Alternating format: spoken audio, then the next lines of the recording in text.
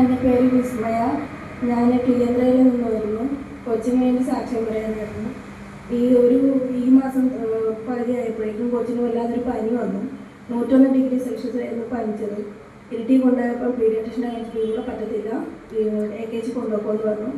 അവിടെ ചെന്നപ്പോൾ അവിടെ എടുക്കത്തില്ല, മെഡിസിൻ കൊണ്ടുപോകണം പറഞ്ഞു. ഭയങ്കര പനിയാണെന്ന് പറഞ്ഞായിരുന്നു. അപ്പോൾ കൊച്ച് കഴുത്ത് നേരെ വെക്കുന്നില്ല, കഴുത്ത് ഇങ്ങനെ വെച്ചിട്ടും എനിക്ക് ഓടി നടന്നോണ്ടിരുന്ന കൊച്ച് നടക്കുന്നുമില്ല, നിൽക്കുന്നുമില്ലായിരുന്നു. അന്നേരം മിംസിൽ കൊണ്ടുപോയി. അവിടെ ചെന്നപ്പോൾ അവർ പറഞ്ഞു പിന്നെ മസിൽ വീക്കായി പോയതാ, ബ്ലഡ് ടെസ്റ്റ് ചെയ്യണം, MRI ചെയ്യണം എന്നൊക്കെ പറഞ്ഞു. ഞങ്ങൾ ആകെ തളർന്നു പോയായിരുന്നു. അന്നേരം MRI ചെയ്തു. MRIയിലൊന്നും കുഴപ്പമില്ല. ബ്ലഡ് ടെസ്റ്റ് ചെയ്തപ്പം ആൽക്കലി ഫോസ്ഫേറ്റസ് എന്ന് പറഞ്ഞു, CPK എന്ന് പറഞ്ഞ ടെസ്റ്റിന് ഭയങ്കര ഹൈയാണ്. ഈ ചെറിയ കുട്ടിയാണ് അതിന് ഭയങ്കര ഹൈയാന്ന് പറഞ്ഞു. അത് കഴിഞ്ഞ് ആ ടെസ്റ്റ് ചെയ്തപ്പോൾ മസിൽ വീക്കായി പോയി. അത് കഴിഞ്ഞ് ഈ 2 മാസം കഴിഞ്ഞപ്പോൾ ഒന്നും ടെസ്റ്റ് ചെയ്യാമെന്ന് പറഞ്ഞു. ഇപ്പം ചെയ്തപ്പം കൊച്ചിന് ഒരു കുഴപ്പമില്ല. ഇനി ആ ടെസ്റ്റ് ഹൈ ആയിട്ട് തന്നെ ഇരിക്കുകയാണെങ്കിൽ ജനറ്റിക്കൽ ടെസ്റ്റ് വിടണമെന്നൊക്കെ പറഞ്ഞായിരുന്നു.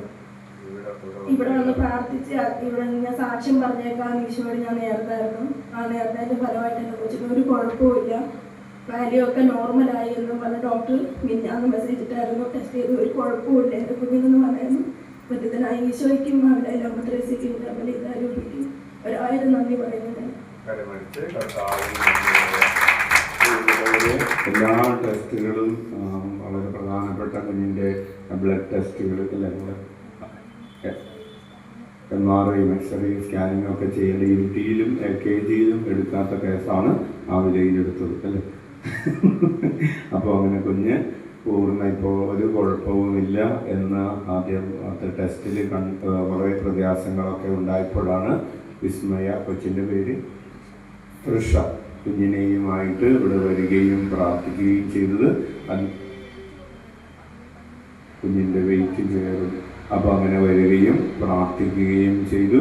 അതിനുശേഷം പിന്നീട് നടന്ന ടെസ്റ്റിൽ ഒരു കുഴപ്പവുമില്ല എന്ന റിപ്പോർട്ട് കഴിഞ്ഞ ദിവസം കിട്ടി. കൈയടിച്ച് കർത്താവിന് നന്ദി.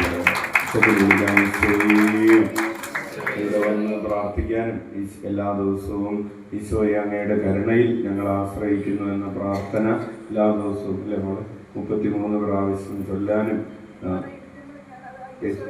പ്രാർത്ഥന ഈശോയെ അങ്ങയുടെ കരുണയിൽ ഞങ്ങൾ ആശ്രയിക്കുന്നു എന്ന പ്രാർത്ഥന കയ്യിൽ പിടിച്ചത് ചൊല്ലാനും അതുപോലെ ഈശോയേന്ന് വിളിച്ച വീട്ടിൽ പ്രാർത്ഥിക്കുകയൊക്കെ ചെയ്തു. യേശുനാമത്തിൽ പ്രാർത്ഥിച്ചു. ഈശോ സൗഖ്യം നൽകി അനുഗ്രഹിച്ചു. കൈയടിച്ച് കർത്താവിന്